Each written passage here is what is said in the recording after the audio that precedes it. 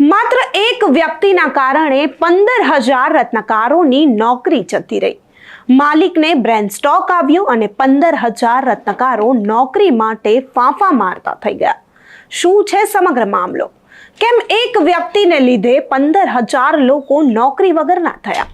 નમસ્કાર, હું અમરીન અને તમે જોઈ રહ્યા છો નિર્ભય ન્યૂઝ.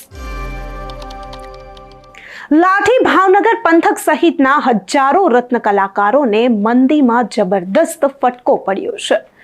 માત્ર એક વ્યક્તિને કારણે 15,000 લોકોના પરિવાર નિર્ભર બની ગયા છે. સુરતની મારુતિ ઇમ્પેક્સની એક જ માલિકની 100 જેટલી ફેક્ટરીઓ હતી. હવે તેમની કંપનીઓને સંભાળવા વાળું કોઈ જ નથી. સુરતની મારુતિ ઇમ્પેક્સ ડાયમંડ ફેક્ટરી 3 થી 4 મહિના બંધ રહેવાનો વોટ્સઅપ ઓડિયો અત્યારે સોશિયલ મીડિયામાં ખૂબ જ વાયરલ થઈ રહ્યો છે. જેમાં કર્મચારીઓ, મેનેજર, કોમ્પ્યુટર સ્ટાફ સહિતની નવી જગ્યાએ કામ શોધવા માટે સૂચના આપવામાં આવી. સુરતની જાણીતી ડાયમંડ કંપની મારુતિ ઇમ્પેક્સના ઓનર સુરેશ ભોજપરા લખાણીને 4 થી 5 મહિના પહેલા મગજની નળી ફાટી ગઈ હતી અને બ્રેન સ્ટોક આવ્યો હતો, જેથી સુરેશભાઈ કોમામાં જતા રહ્યા. મારુતિ ઇમ્પેક્સમાં કોઈ પણ પાર્ટનર ન હતા અને કંપની તેઓ એકલા હાથે ચલાવતા હતા. સુરત, ભાવનગર, લાઠી સહિત અલગ અલગ જગ્યાઓ પર નાની મોટી મળીને કુલ 100 થી પણ વધારે ડાયમંડ કટ એન્ડ પોલિશની ફેક્ટરીઓ તેમની ચાલુ હતી. આ સિવાય પણ વિશ્વના અલગ અલગ 10 જેટલા દેશોમાં મારુતિ ઇમ્પેક્ટની ઓફિસ પણ ચાલુ હતી.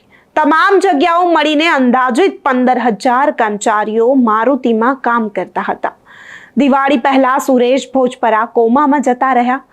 સામે દિવાળીએ જ કર્મચારીઓ કામ ન બને તે માટે તેમના નજીકના સંબંધીઓ દ્વારા ફેક્ટરી ચલાવવામાં આવતી હતી. પરંતુ હવે હાલ પૂરતી કંપની 3-4 મહિના બંધ રાખવા માટેની જાહેરાતો કરવામાં આવી છે. ઇન્ડિયન ડાયમંડ ઇન્સ્ટિટ્યૂટના ચેરમેન દિનેશ નાવડિયાએ કહ્યું હતું કે સુરેશભાઈ ભોજપરાની તબિયત દુરસ્ત છે. તેમને 4 થી 5 મહિના પહેલા સ્ટોક આવ્યો હતો, પરંતુ દિવાળી નજીક હોવાથી એટલા માટે કંપની શરૂઆત ચાલુ રાખી તેવું હતું. પરંતુ હાલ પોતે કંપનીને બંધ રાખવાનો નિર્ણય લેવામાં આવ્યો છે. માત્ર એક વ્યક્તિને બ્રેન સ્ટોક આવ્યો, તેઓ કોમામાં ગયા. કંપની સંભાળનારું હવે કોઈ નથી. તે જ લીધે હવે 15,000 લોકોને બીજી નોકરીની જરૂરિયાત ઊભી થઈ છે. 15,000 લોકો નોકરી વગરના થઈ ગયા છે. અત્યારે તેમની જે કંપની છે તે બંધ છે, તે માટે 15,000 લોકો નોકરી વિહોણા બની ગયા. આ સમગ્ર ઘટનાને લઈને તમારું શું માનવું છે? શું આટલી મોટી કંપની હોય, 100 જેટલી તમારી કંપનીઓ કાર્યરત હોય, તમે વિદેશોમાં પણ કામ કરતા હોય, તો તમારે મેનેજમેન્ટ બીજું રાખવું જોઈએ. આશા રાખીએ કે કંપનીના માલિકની તબિયત જલ્દીથી દુરસ્ત થઈ જાય, તેઓ સાજા થઈ જાય અને 15,000 લોકો જે છે, 15,000 લોકોના પરિવાર જે બીજા પર નિર્ભર ન બને અને આ 15,000 લોકોને તેમની નોકરી પરત મળી જાય. આ ઘટનાને લઈને તમારું શું માનવું છે? અમને કમેન્ટ કરી ચોક્કસથી જણાવજો તથા અમારી ચેનલ નિર્ભય ન્યૂઝને લાઇક, શેર અને સબસ્ક્રાઇબ કરવાનું ભૂલશો નહીં. આભાર.